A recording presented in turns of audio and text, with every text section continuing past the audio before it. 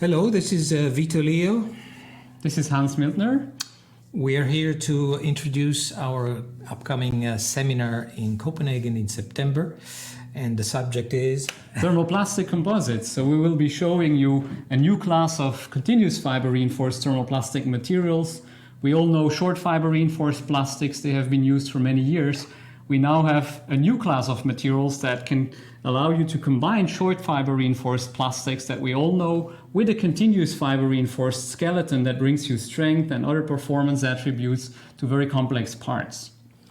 Now, of course, this creates all sorts of technical issues and problems and some interesting physics-related problems that we'll try to go through. So for the first time, I'm going through this seminar with two speakers, and we will clearly have both strong market-oriented, application-oriented presentation from Hans, and I will intervene in between different chapters to focus on some of the physics. We'll start, of course, by introducing ourselves, and then Hans will introduce a little bit the topic. Well, I said this is a new class of materials. They are being used already in a wide range of applications. So we will show you what the materials are, where they are being used today, what are potential future applications for continuous fiber composites, before going into more technical aspects of this class of materials. And of course, we will be almost exclusively talking about filled materials, but because many of you probably have already quite some experience with short glass fiber compounds, we will take the time to explain some of the fundamentals of micromechanics. Why do we like filled systems? What benefits do we hope to get, and do we actually get from these systems, as well as some drawbacks, unfortunately. Well, the first aspect that we want to cover is, of course, give you an overview of the product forms that exist on the market. Thermoplastic composites is a generic term. We have many different architectures that are being used today, starting from unidirectional tapes that are reinforced with fibers in one direction, going over woven tapes that offer performance in two directions, or I would say the most classical look of woven fabric structures that are impregnated with a thermoplastic matrix. Right. Yes, so as you see, the technology may take advantage of short glass fibers, but we will, of course, talk a lot about continuous fibers. So I will take some time to explain and justify the value of going infinite length in the fibers in terms of performance. So we will then show you how thermoplastic composites are being produced. The big challenge with thermoplastic composites is that the matrix polymer, the thermoplastic, is a highly viscous melt. And the main challenge is to achieve proper impregnation of a fiber or a fabric, as in this example. So we will show you methods that are being developed in the industry to achieve that decent impregnation quality and therefore the properties of these materials.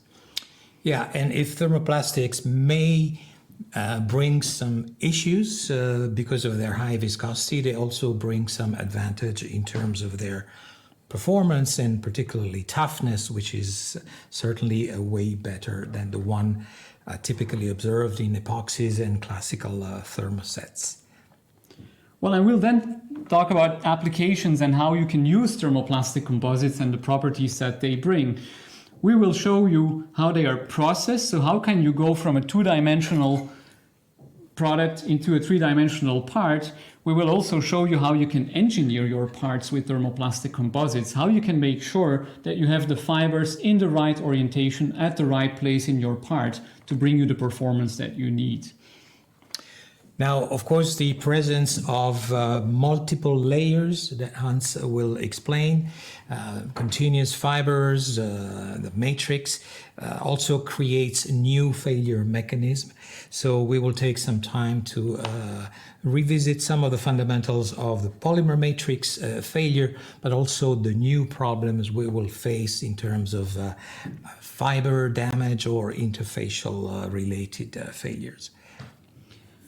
Well, and one big advantage of thermoplastic composites, in addition to their recyclability, is the fact that they allow for welding and other joining techniques that are very attractive with thermoplastics. For example, you can use laser heat to melt the thermoplastic matrix and then fuse one layer onto a previous layer. You can, of course, also weld larger structures, or you can combine thermoplastic composites with short fiber reinforced materials, and then you have these bonds between short fiber ribs and continuous fiber structures in the back that offer you very new possibilities when it comes to complex part assemblies. And of course, overmolding comes with some fundamental questions about the structural integrity of these joined structures, and we will talk about the fundamental healing mechanism involving, of course, chain reentanglement, both in terms of temperature aspects, but we will also focus on a very specific topic of material degradation that might strongly compromise the interfacial strength, as you will see. And in the last part of the seminar, we go into very practical applications with thermoplastic composites. This is a generic part, but there are many parts that we want to discuss with you where thermoplastics have been used and bring significant advantages. And that is also the section where we will be looking at your specific markets, your specific applications, and explore the potential thermoplastic composites could offer to your specific business. Yeah, and to conclude, this may possibly appear as an area that is a bit out of scope for your company, but as you will see when we talk about overmolding, a lot can be done with classical injection molding machines and classical know-how with a little bit of new information about how to handle these inserts.